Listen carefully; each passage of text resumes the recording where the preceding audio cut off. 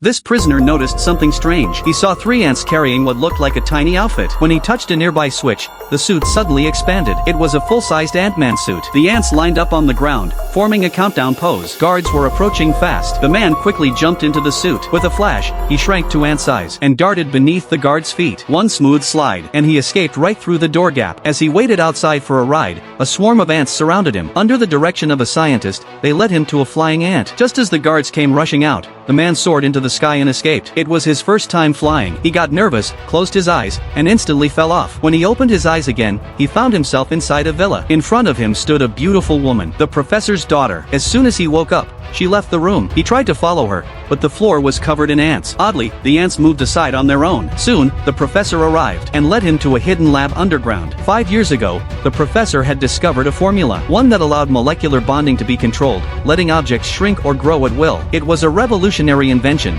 but also dangerously powerful. When he tried to destroy the formula, his former student stole it and built a suit of his own, with plans to sell it to criminal gangs. If that happened, the world could face destruction. The professor asked the man to help to steal back the stolen suit. But becoming Ant-Man wasn't easy. He had to master the timing of size control. His first test, run at full speed and leap through a keyhole. He looked cool closing the helmet, but slammed face first into the door.